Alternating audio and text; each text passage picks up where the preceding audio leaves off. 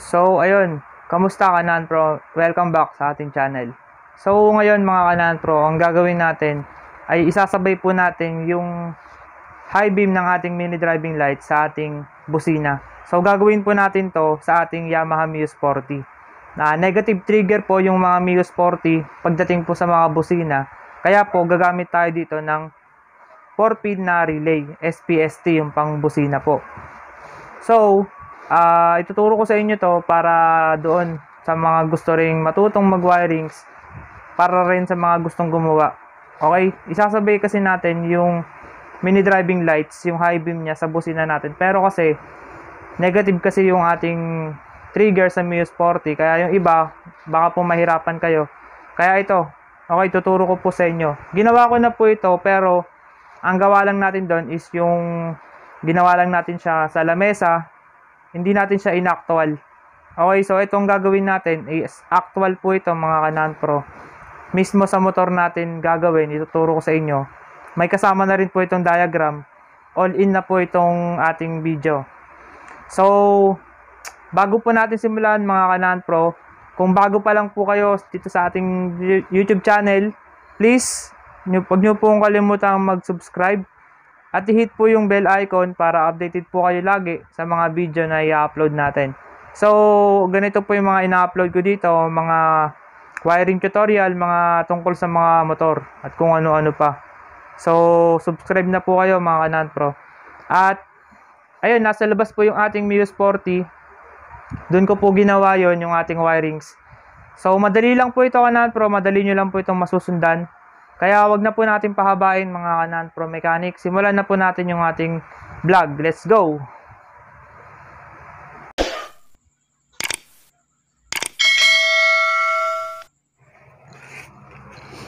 So yan mga Kanan Pro. Ito yung ating gagamitin na relay. Kailangan po natin to. So ito po ay SPST. Yung pambusina po na Bosch relay. Pwede na po yun. So 4 pin lang po yung kailangan natin. Tulad po na ito. 4 pin lang po. Okay. So ito na rin yung susundan natin diagram. Kung mapapansin nyo po dito sa diagram natin. Ito yung ating SPST na relay. So number 30 at number 86 base sa ating wiring diagram, coconnect natin siya sa accessories wire na makikita natin sa ating ignition switch. So papagsamahin natin yung dalawa. Okay? Number 30 at number 86 papagsamahin, coconnect sa accessories wire.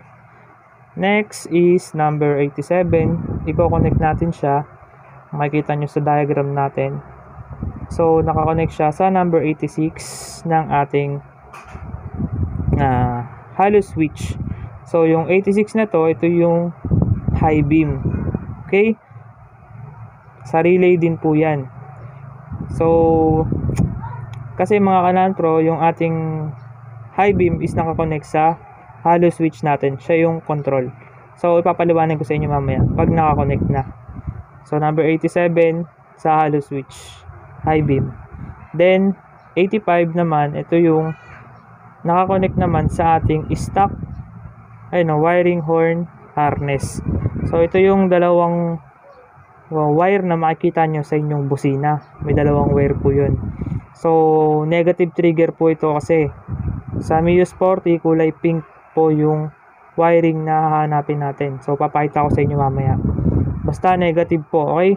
Kasi po negative po ito, convert natin into positive para mapasabay natin yung high beam ng mini driving lights sa ating busina. Pag bubusina tayo, magkakaroon to ng negative, gagawin positive ng ating relay, papapuntahin dito sa ating ilaw.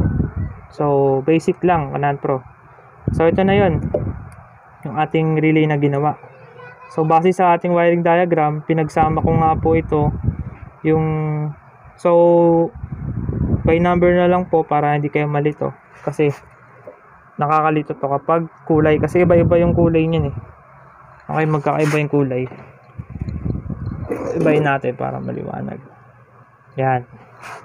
So base sa ating diagram, number 30, so ito yung brown, number 30 po ito.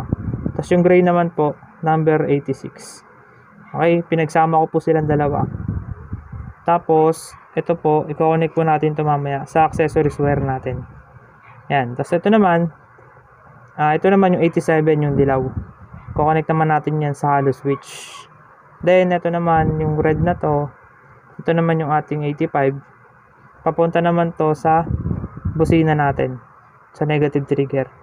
Okay, so iwa-wiring na natin to ngayon, Kanan Pro, para mapakita ko na po sa inyo.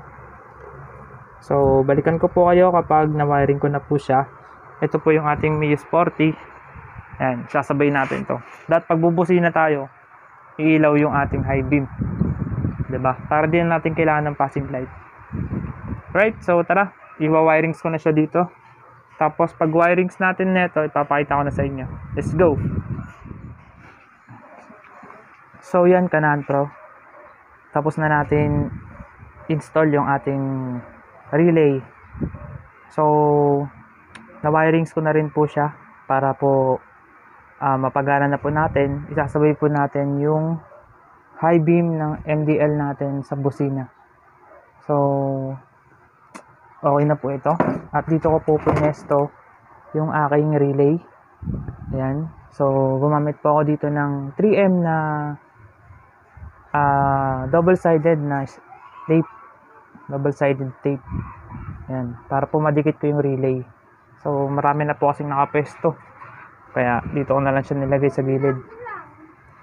So ang ginawa ko dito, Kanan Pro, pinagsama ko yung katulad ng kaninang in-explain ko sa diagram. Pinagsama natin yung number 30 at yung 86. Ayan yun. Ito. So nakakonect yan sa aking accessories wire. So dito na lang ako kumuha sa aking flasher relay. So sa flasher relay meron tayo ditong brown wire. Yung brown wire na yan, Kanan Pro, ito yung ating accessories wire kung saan pag nagsusi tayo ay magkakaroon ito ng power. So itong white na may brown na yan, para yan sa ating signal light. Hindi natin gagamitin. Okay? Ito lang sa brown wire, accessories wire. Then nyo i-connect yung 30 at 86 ng relay. So next, yung ating 87. So itong dilaw, ito yung 87 ng relay natin. So may wire din yan. Ayan, dinutungan ko siya ng pula. Okay, so ito yung dulo niya. Ayan. So dito ko siya kinabit sa relay ng aking high beam.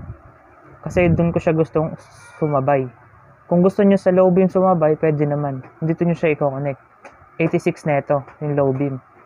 Pero ito, yung para sa high beam, dito ko siya ikakabit. So, number 86, ayan. Ito rin yan. Papunta rin yan ng hollow switch natin. Yung white wire. Ito yung NO. So, ayan kasi yung aking high beam. So, kaya diyan natin isasabay yung ating busina. Okay? So, 87, dito nyo siya i-connect sa ating NO ng hollow switch or 86, number 86 ng relay para sa high beam natin. Okay, maliwanag. So, next, Kanan Pro, ay yung ating 85. So, ito yung 85 natin, yung pink wire. Ayun, pink. Ito yan, dinutungan ko siya ng green para di kayo malito. So, yung green, yung number 85, i-connect nyo siya dito sa pink wire ng Miyos 40. Ito, makikita nyo, kulay pink to eh.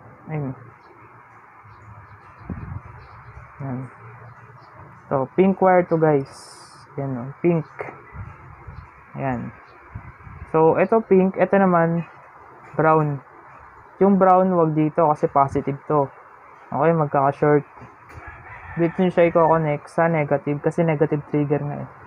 So, yung pink na to, ayun o, tinap ko lang siya dito. Okay? So, yan, tinap ko lang siya. Number 85 to. Nakatap dito sa pink wire ng ating stock horn. Wiring ng stock horn natin. So, negative trigger kasi to guys. Okay? Pink wire yan, negative. So, ganun lang po kasimple yung ating connection. So, papakita ko po sa inyo guys ha. Try po natin. So, bubusin na tayo. Yan. So, dapat pag busina natin, sasabay dapat yung high beam nito. So, busina tayo.